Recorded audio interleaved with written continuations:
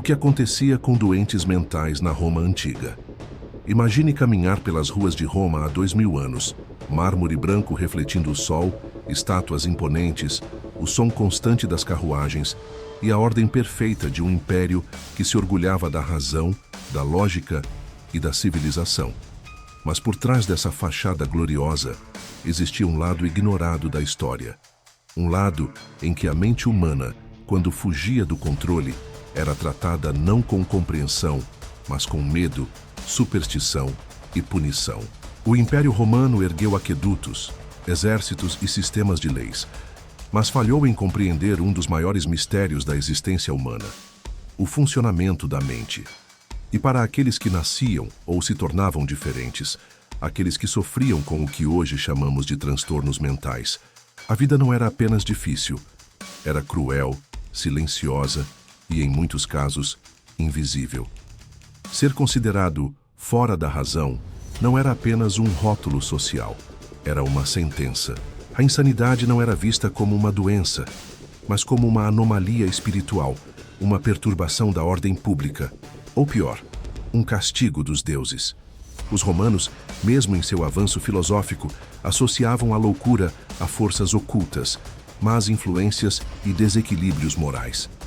Se você perdesse a razão, perdia também o direito de ser tratado como humano. O que acontecia então com essas pessoas? Para onde eram levadas? Quem decidia seu destino? Havia tratamento? Havia esperança? Este vídeo vai te levar ao subsolo da história oficial. Você não verá imperadores ou grandes batalhas. Verá os esquecidos, os marginalizados, os abandonados nos cantos do império mais poderoso do mundo.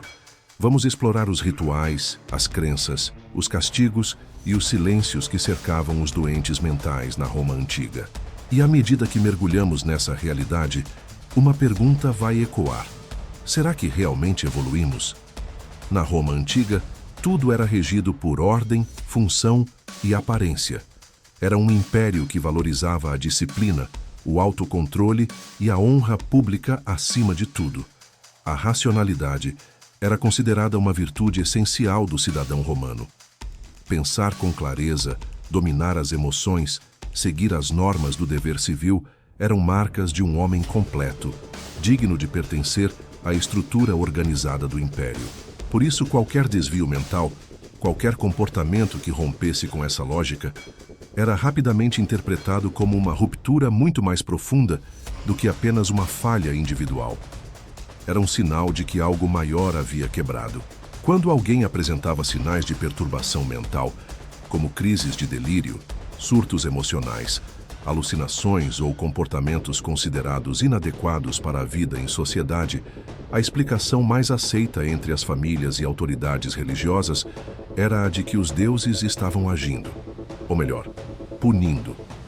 A mente que se despedaçava, que se desorganizava, não era vista como doente, mas como contaminada. Isso fazia com que a loucura fosse, acima de tudo, um símbolo de maldição. Algo que manchava não apenas a pessoa, mas toda a linhagem à qual ela pertencia. Os romanos acreditavam profundamente na influência dos deuses sobre o destino dos homens, e para eles, a perda da razão era uma das manifestações mais terríveis dessa interferência divina. Um tipo de castigo silencioso, cruel, mas justificado pela desobediência, pelo desrespeito ou até por pecados herdados. Por isso, não era incomum que a primeira reação diante de alguém com sintomas de transtorno mental fosse procurar um sacerdote, não um médico. A questão era espiritual, não física. Era preciso agradar aos deuses, não entender a mente. Em muitos casos, rituais de purificação eram realizados. Banhos em águas sagradas, oferendas, jejuns, orações e sacrifícios.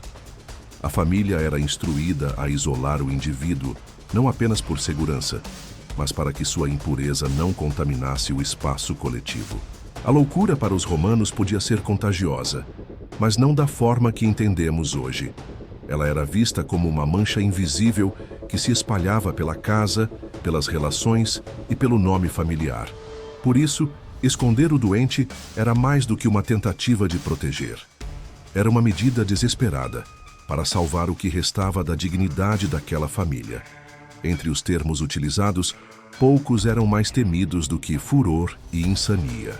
O primeiro indicava fúria descontrolada, impulsos violentos, perda completa da razão. O segundo, uma desconexão contínua com a realidade. Alguém chamado de furiosos era legalmente considerado incapaz e podia perder seus direitos, seu patrimônio e às vezes até a vida. Não era incomum que esses indivíduos fossem amarrados, acorrentados ou enclausurados. Muitas vezes em casa, mas também em templos abandonados ou espaços improvisados, longe dos olhos da cidade. Mesmo entre os filósofos, que buscavam explicações mais racionais para o comportamento humano, a loucura era tratada com cautela. Sêneca, por exemplo, escreveu sobre os perigos de se perder o domínio da própria mente. Para ele, a razão era a bússola que guiava o homem à virtude. Sem ela, não restava mais nada. Era como se o indivíduo deixasse de ser humano e se transformasse em algo imprevisível, incontrolável, um risco para a ordem pública. Essa visão fez com que o tratamento dos doentes mentais oscilasse entre a marginalização e a eliminação simbólica. Eles deixavam de existir como sujeitos. Não tinham nome, história ou papel definido. Tornavam-se invisíveis, sombras em corredores de pedra, sussurros em casas fechadas. E, paradoxalmente, essa mesma sociedade que os rejeitava também os temia. Porque, em algum nível, sabiam que aquilo podia acontecer com qualquer um. Há registros de homens que falavam sozinhos, sendo presos em praças públicas. Mulheres que choravam sem motivo eram levadas para fora da cidade. Crianças que não respondiam a comandos eram abandonadas à própria sorte. A loucura não precisava de provas. Bastava o desconforto que ela provocava nos outros para que a condenação viesse. E uma vez rotulado como demens, não havia retorno. Era como cair em um abismo moral, de onde ninguém voltava com dignidade. A elite também não estava protegida. Há relatos de senadores, generais e até membros da Casa Imperial sendo afastados por comportamentos considerados irracionais. Mas nesses casos, o afastamento vinha acompanhado de silêncio. Era preciso manter as aparências. Um político influente podia desaparecer da vida pública sem explicações. Um general em ascensão podia ser retirado do comando por um mal-estar indefinido. O império protegia sua imagem, mesmo que para isso precisasse esconder a loucura atrás de títulos vagos e exílios silenciosos. E havia ainda uma camada mais ambígua, a daqueles que, mesmo considerados insanos, eram tratados com reverência. Algumas figuras, principalmente mulheres, eram tidas como profetisas. Seus delírios eram interpretados como mensagens divinas, seus surtos como visões sagradas. O mesmo comportamento que levava um homem ao isolamento podia transformar uma mulher em oráculo, mas essa elevação era frágil. Bastava que a mensagem fosse incompreendida ou mal recebida, e a profetisa virava herege. O sagrado se tornava blasfêmia, e a reverência se tornava medo. Em uma sociedade construída sobre pilares de razão, controle e hierarquia, não havia espaço para a mente que fugia do esperado. A loucura era mais do que um mistério, era uma ameaça. E como toda ameaça, precisava ser silenciada, contida, escondida. Na Roma Antiga, perder a razão era perder o direito de ser humano. E nesse império de mármore e glória, a mente era mais vigiada do que o corpo. A ausência de um entendimento científico sobre os transtornos mentais na Roma Antiga não significava, no entanto, que os romanos ignoravam completamente os sintomas do sofrimento psíquico. Pelo contrário, eles observavam, nomeavam e tentavam, à sua maneira, lidar com esses comportamentos, ainda que com métodos carregados de incerteza, superstição e, muitas vezes, violência travestida de tratamento. O problema era a base dessas ações. Sem um conhecimento real sobre a mente, o que guiava as tentativas de cura era o medo, a tradição e a vontade de restaurar a ordem, nunca o cuidado. Os termos usados na época não eram simples adjetivos. Eram diagnósticos que carregavam peso social e legal. Palavras como furor, insania, amentia, morositas e demens classificavam diferentes manifestações do que hoje seriam distúrbios psiquiátricos. O furor era associado a explosões de raiva, impulsos violentos e atitudes descontroladas. Era o tipo de comportamento que mais assustava os cidadãos comuns, pois representava risco direto à estabilidade social. Insânia era um termo mais amplo, usado para identificar a perda do juízo, o delírio, a desconexão com a realidade. A mentia descrevia o estado de torpor mental absoluto, próximo à catatonia. Já a demens referia-se à privação da mente racional, sendo usado para declarar juridicamente uma pessoa como incapaz de responder por seus atos.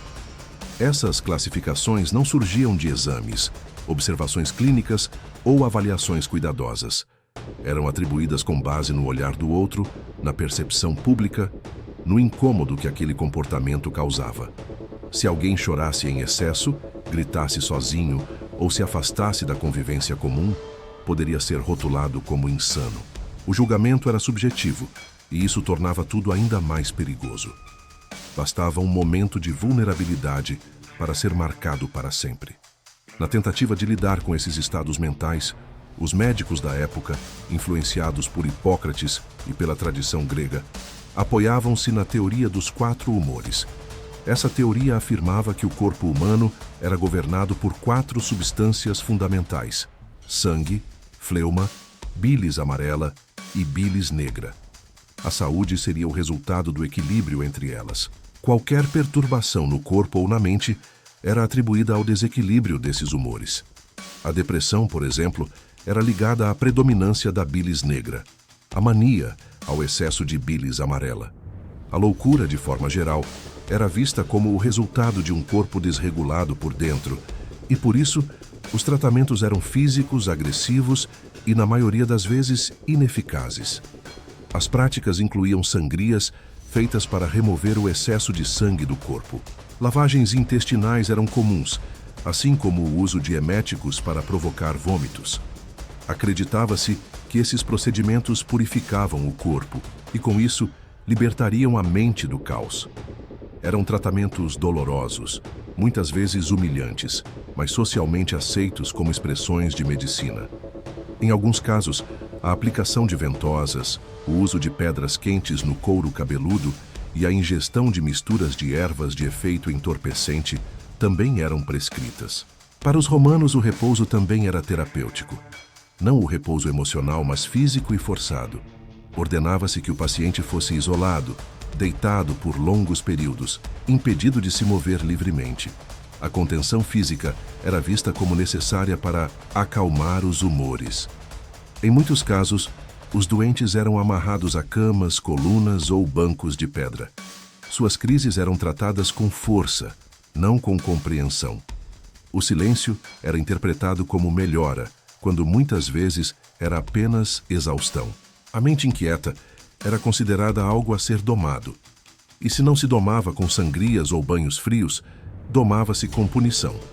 Havia casas onde se mantinham familiares em estado de isolamento perpétuo, trancados em celas improvisadas dentro da própria residência. Os médicos autorizavam essas práticas, muitas vezes recomendando que se usasse a força necessária para controlar o paciente. Em templos, a presença de doentes mentais era tolerada apenas se fosse silenciosa. Caso contrário, eram expulsos sob a alegação de blasfêmia ou distúrbio espiritual. A medicina de Galeno, embora mais avançada em certos aspectos, continuava presa à lógica humoral. Mesmo com sua enorme contribuição para a anatomia e fisiologia, ele também via a loucura como um sintoma de desordem física. Recomendava massagens, banhos termais e música como formas de aliviar os sintomas, mas nunca via a mente como uma entidade autônoma que também precisava de escuta, afeto e compreensão. Esse modelo de tratamento impunha sofrimento duplo ao doente. Primeiro pela sua condição, que o afastava da realidade e do convívio social. Depois pelo modo como era tratado, como um problema a ser removido, corrigido, higienizado. Não havia espaço para o cuidado, apenas para o controle. Os romanos temiam o que não podiam explicar, E esse medo, combinado à obsessão pela ordem, transformava cada tentativa de cura em um novo ritual de repressão. Por trás dos procedimentos médicos, havia a necessidade de manter o império limpo. Limpo de desvio, de instabilidade, de qualquer coisa que lembrasse a fragilidade humana. A mente descontrolada era uma ameaça simbólica à imagem de Roma como potência racional. Curar não era o objetivo. Neutralizar, sim. E aqueles que não respondiam aos tratamentos, aqueles cuja mente não silenciava com ervas ou correntes, para esses, Roma preparava destinos ainda mais sombrios. O império sabia o que fazer com corpos que não obedeciam. Mas diante de uma mente que não se rendia, restava apenas a exclusão definitiva. Em uma sociedade que valorizava a imagem pública como extensão direta da honra familiar, a presença de alguém considerado insano dentro de casa era vista como um fardo silencioso, mas devastador. Não bastava apenas lidar com o sofrimento da pessoa afetada. Era preciso esconder, disfarçar, isolar. A Roma antiga, em sua estrutura moral e estética, não permitia que a desordem mental fosse visível. E quando ela se tornava impossível de ignorar, o império agia com rapidez e crueldade para restaurar a aparência de normalidade. Dentro das casas, especialmente entre famílias patrícias, manter um doente mental escondido era uma prática frequente. Alguns eram trancados em cômodos pequenos, sem janelas, distantes das áreas comuns da residência. Ali permaneciam por dias, semanas ou até anos, alimentados discretamente, vigiados por servos ou parentes mais próximos. Não havia tratamento, apenas contenção. A preocupação não era aliviar o sofrimento, mas impedir que ele transbordasse para o mundo exterior. Nas classes mais baixas, onde não existia espaço físico nem estrutura para o isolamento doméstico, o destino era ainda mais brutal. Muitos dos que apresentavam comportamentos considerados perturbadores eram expulsos do ambiente familiar e deixados à própria sorte nas ruas. Tornavam-se figuras conhecidas pela população local. Eram apelidados, ridicularizados, evitados. Sua presença se tornava parte do cenário urbano, um lembrete constante de que a razão, tão valorizada, podia falhar. E quando suas atitudes causavam incômodo, eram detidos por soldados ou apedrejados por populares. A loucura, aos olhos da multidão, era sinônimo de perigo. A cidade de Roma, apesar de sua grandiosidade, não oferecia nenhum espaço público destinado ao cuidado desses indivíduos. Não existiam hospitais ou asilos. Os doentes mentais eram empurrados para os templos, onde se acreditava que poderiam ser curados por intervenção divina. Mas essa tolerância era frágil e condicional. Se perturbassem os rituais, se gritassem durante as orações, eram rapidamente expulsos sob acusações de blasfêmia ou possessão demoníaca. Alguns eram deixados nas escadarias dos templos durante a noite, como oferendas humanas, para que os deuses os libertassem da loucura. No dia seguinte, se ainda estivessem vivos, eram recolhidos por soldados e levados para fora da cidade. Há registros fragmentados que mencionam a entrega de pessoas consideradas insanas às chamadas escadarias gemonianas, local onde cadáveres de criminosos eram expostos como forma de punição póstuma. Essas escadarias, situadas próximas ao Capitólio, eram símbolos de humilhação máxima. Estar ali, mesmo em vida, significava a condenação social definitiva. Para os romanos, misturar os doentes mentais com os corpos apodrecidos dos traidores não era apenas desprezo, era uma mensagem. Aqueles que perdiam a razão também perdiam seu lugar entre os vivos. Em alguns casos, figuras consideradas inofensivas, que apresentavam comportamentos repetitivos ou discursos desconexos, eram toleradas em pequenas comunidades. Algumas pessoas acreditavam que esses indivíduos poderiam estar conectados ao plano divino, que seus delírios revelavam verdades ocultas. Mas bastava um gesto mal interpretado, uma palavra dita fora de contexto, para que essa leve aceitação se transformasse em medo. O mesmo homem que era visto como portador de presságios podia ser, de uma hora para outra, acusado de estar amaldiçoado, de ser um emissário do caos. E, novamente, O destino era o exílio, a prisão ou o esquecimento. Do ponto de vista legal, a situação era ainda mais rígida. Um cidadão romano considerado furiosus podia ser declarado incapaz pela autoridade local ou por sua própria família. Nesse momento, perdia o direito de administrar seus bens, de tomar decisões, de se casar, de testemunhar em juízo. Era como se deixasse de existir como indivíduo. A tutela passava a ser exercida por um curador, geralmente um parente mais próximo, que decidia todos os aspectos de sua vida. Essa decisão era irrevogável e muitas vezes motivada mais por interesse financeiro do que por preocupação real.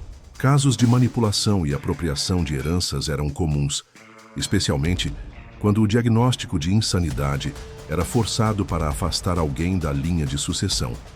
Sem direito à palavra, sem controle sobre o próprio destino, os mentalmente instáveis tornavam-se prisioneiros de um sistema que nem sequer reconhecia sua dor.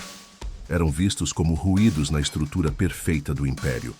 Ruídos que precisavam ser abafados, apagados, escondidos em muros grossos ou empurrados para os limites da cidade. Eram os invisíveis da história, os corpos fora do padrão, os pensamentos que ninguém queria ouvir. A sociedade romana, tão preocupada com a beleza, a retórica e a razão, não sabia lidar com a fragilidade mental. Não havia espaço para a diferença. E na ausência de compreensão, restava apenas o medo.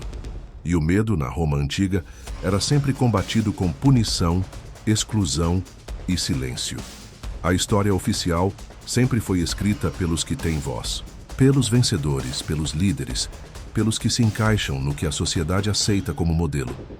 Os que não se ajustam, os que perturbam, os que pensam ou agem de forma diferente, costumam ser esquecidos, varridos para fora das narrativas, enterrados sem nome. Os doentes mentais na Roma antiga não foram exceção.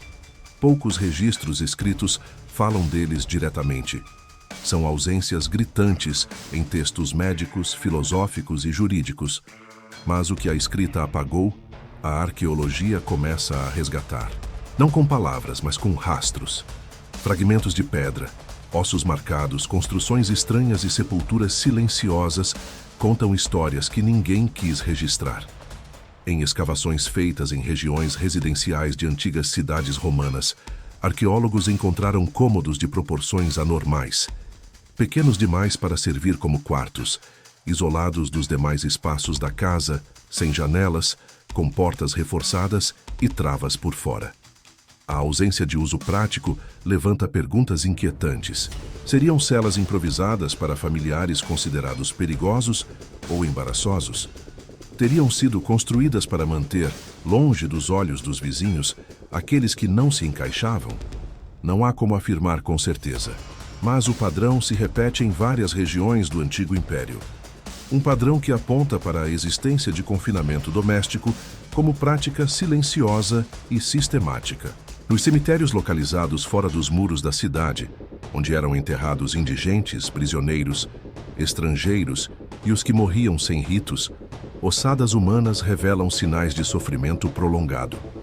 Alguns crânios apresentam perfurações precisas, em um procedimento conhecido como trepanação. Acredita-se que essas intervenções, feitas com instrumentos rudimentares, tinham a intenção de libertar a mente do mal que a aprisionava. Perfurar o crânio era, para os antigos, uma tentativa desesperada de curar alucinações, surtos de agressividade ou estados de torpor. Mas os sinais de cicatrização, em poucos casos, mostram que muitos não sobreviveram ao processo.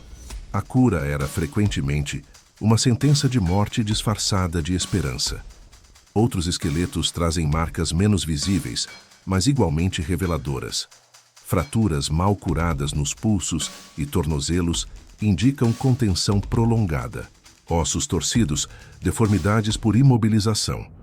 Indícios de que essas pessoas passaram longos períodos presas, com liberdade de movimento reduzida ou inexistente.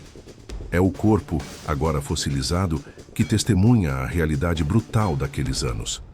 O corpo que fala o que a boca não pôde dizer. Entre os artefatos artísticos, algumas pistas aparecem em esculturas e máscaras teatrais. Diferente das representações idealizadas dos deuses e heróis, algumas figuras apresentam traços faciais assimétricos, expressões congeladas de dor, olhos vazios e bocas distorcidas. Alguns estudiosos acreditam que esses rostos podem ser retratos reais de pessoas com síndromes neurológicas ou transtornos mentais graves. Mas, sem documentação, tudo permanece como especulação. Especulação que ganha força quando se observa que essas esculturas nunca foram colocadas em locais de destaque, sempre escondidas, sempre relegadas ao fundo de templos, jardins ou depósitos. Também existem inscrições fragmentadas, pedaços de papiros e tábuas que mencionam pessoas confinadas em colinas afastadas da cidade. Homens e mulheres que, segundo os registros, foram isolados por demonstrarem comportamentos considerados perigosos ou ofensivos aos deuses. Esses indivíduos eram mantidos vivos por pequenas doações, supervisionados à distância, quase sempre por crianças ou servos despreparados. Ninguém queria se aproximar demais. O medo de ser contaminado pela insanidade era maior do que qualquer impulso de compaixão. Em alguns casos, os chamados doentes mentais eram levados a templos dedicados a deuses da cura, como Esculápio, onde passavam dias ou semanas em regime de oração, jejum e purificação ritual. Acreditava-se que, dormindo no templo, a divindade apareceria em sonhos e ofereceria uma cura espiritual. Quando a cura não acontecia, o que era comum, a pessoa era liberada ou abandonada, e em muitos casos nunca voltava para casa. Vagava sem rumo até desaparecer da memória coletiva. Esses fragmentos arqueológicos, por menores que sejam, expõem uma face da Roma que os historiadores clássicos preferiram ignorar. Revelam que, mesmo em um império famoso por sua administração, suas leis e sua engenharia, não havia espaço para acolher o que não podia ser controlado. Os registros escritos mantêm silêncio, mas o solo fala, e o que ele diz é perturbador. Há ainda os cemitérios que não possuem inscrições, covas rasas, corpos empilhados, ausência de ritos funerários, locais destinados àqueles que morreram sem identidade, sem testemunhas, sem importância oficial. É possível que muitos dos que repousam ali tenham vivido suas vidas aprisionados dentro da própria mente e depois da indiferença coletiva. Se a história é escrita com palavras, a arqueologia escreve com cicatrizes. Cicatrizes que, mesmo milênios depois, continuam expostas. Elas mostram que os doentes mentais da Roma antiga existiram, sofreram e foram apagados. Mas agora, através da pedra e do osso, estão finalmente sendo lembrados. Ao olhar para trás e examinar como a Roma antiga tratava os doentes mentais, é comum que o primeiro sentimento seja de repulsa. Parece absurdo que um império tão avançado em arquitetura, direito e estratégia militar pudesse ser tão primitivo em relação à mente humana. Mas essa sensação de superioridade pode ser enganosa. Quando se observa com atenção o presente, percebe-se que, em muitos aspectos, a distância entre nós e eles não é tão grande quanto gostaríamos de acreditar. Hoje, a loucura não é mais explicada como punição divina. Abandonamos os rituais de purificação e os sacrifícios aos deuses. Trocamos o mármore pelos hospitais, os sacerdotes pelos psiquiatras, os grilhões por diagnósticos. Mas, em essência, muitos dos mecanismos de exclusão permanecem. Continuamos a isolar. Continuamos a silenciar. Continuamos a classificar aquilo que não compreendemos como ameaça. E, acima de tudo, continuamos a manter a mente doente afastada da vista, do convívio e da dignidade. As famílias que antes trancavam seus parentes em quartos escuros, agora os internam em clínicas distantes. A vergonha que antes motivava o silêncio ainda persiste, apenas com outros nomes. Hoje chamamos de resguardar a privacidade, manter a rotina, não expor a dor. Mas o sentimento por trás disso é o mesmo. O desconforto profundo diante de quem não se encaixa, de quem rompe com o que é considerado normal. O que mudou foi a embalagem, não a essência. As instituições modernas de saúde mental, apesar dos avanços, muitas vezes replicam a lógica de contenção do passado.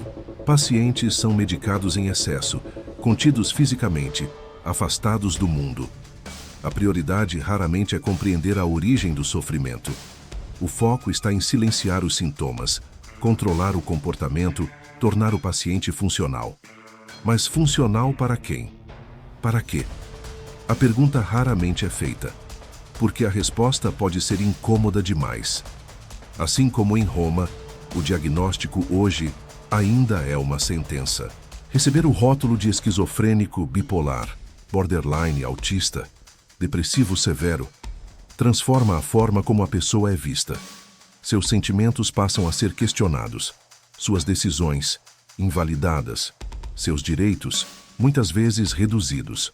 O diagnóstico, que deveria ser uma ferramenta de compreensão, torna-se um passaporte para o preconceito.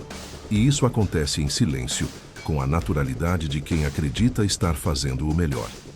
A sociedade atual criou novas formas de exclusão. Não precisamos mais de escadarias amaldiçoadas ou prisões escuras. Usamos o abandono emocional, o desprezo social, o afastamento profissional. Os doentes mentais ainda são os primeiros a perderem o emprego, os últimos a serem ouvidos, os que mais enfrentam resistência quando tentam recomeçar. São desacreditados, marginalizados, às vezes infantilizados. Ainda se escutam frases como: é melhor manter distância, essa pessoa é instável, não se pode confiar. A medicina evoluiu, mas o olhar social continua atrasado. O medo da loucura está entranhado em nossa cultura. A representação dos transtornos mentais na mídia, nos filmes, nas séries, alimenta o estigma. Loucos são mostrados como perigosos, imprevisíveis, violentos. São os vilões caricatos, os assassinos silenciosos, os surtados incontroláveis. A ficção molda o imaginário coletivo. E esse imaginário afasta, assusta, condena. Ainda há quem acredite que o sofrimento psíquico é fraqueza, que a depressão é preguiça, que a ansiedade é drama, que o transtorno de personalidade é manipulação. São julgamentos superficiais, mas enraizados, que ecoam a mentalidade romana. Se a mente se desvia, é porque a pessoa falhou. A responsabilidade é individual. A cura é obrigação dela. E se não conseguir, que seja afastada para não incomodar. É nesse ponto que a história de Roma se conecta com o agora. Porque, no fundo, ainda temos medo do que não conseguimos controlar.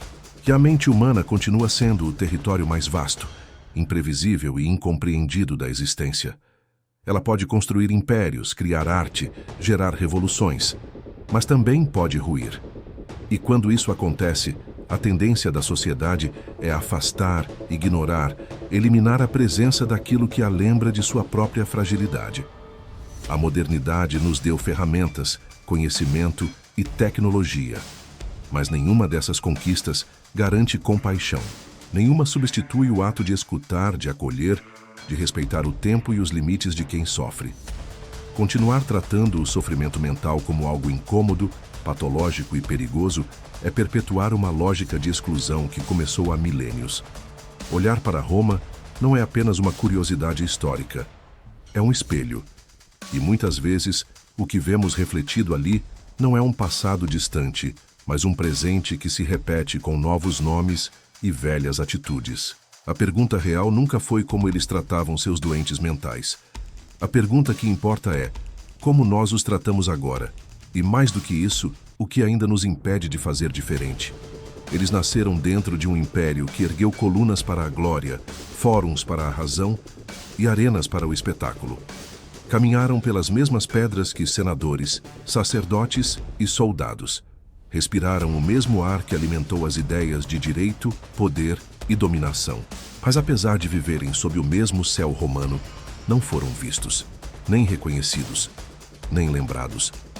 Sua existência se dissolveu entre corredores escuros, paredes de silêncio e olhares desviados, não por escolha, mas por condenação.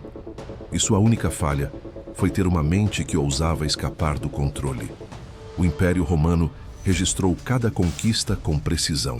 Desenhou mapas, organizou cronologias, celebrou campanhas militares com orgulho quase divino, mas não escreveu sobre aqueles que perderam a razão. Não se interessou por quem gritava à noite, chorava sem explicação ou se debatia contra inimigos invisíveis. Esses não serviam ao poder. Esses não engrandeciam os imperadores. Esses não eram úteis. E quando a utilidade é a medida do valor humano, não há espaço para a fragilidade. A história foi cruel com eles. Cruel por ignorá-los, por escondê-los, por considerá-los indignos até da memória. Não há estátuas para os esquecidos. Não há nomes preservados em mármore para aqueles que a loucura engoliu. Eles existiram no intervalo entre as palavras. Viviam nos sussurros, nas casas trancadas, nas colinas afastadas, nos corpos deformados pelo abandono. E mesmo assim, resistiram. Mesmo sem voz, deixaram vestígios. E é nesses vestígios que encontramos o fio que nos conecta a eles. Porque a exclusão da loucura não acabou com Roma. Ela apenas se reinventou. Trocaram-se os deuses pelos diagnósticos, as punições pelos protocolos, os castigos públicos por confinamentos discretos. A lógica, porém, permaneceu. O que foge do padrão deve ser silenciado. O que incomoda deve ser escondido. O que não se entende deve ser afastado. Mas agora, temos a chance de reverter esse ciclo. Temos conhecimento, acesso à informação, consciência histórica. Temos a capacidade de olhar para trás e, com honestidade, reconhecer o quanto ainda repetimos os erros que criticamos. E mais do que isso, temos voz. A voz que foi negada a eles. A voz que pode, mesmo que tardiamente, contar suas histórias. Contar não para julgar o passado, mas para iluminar o presente. Para entender que o sofrimento psíquico nunca foi fraqueza. Que a mente humana, em sua vastidão e complexidade, merece ser acolhida e não corrigida à força. Que ninguém escolhe viver em conflito com sua própria consciência.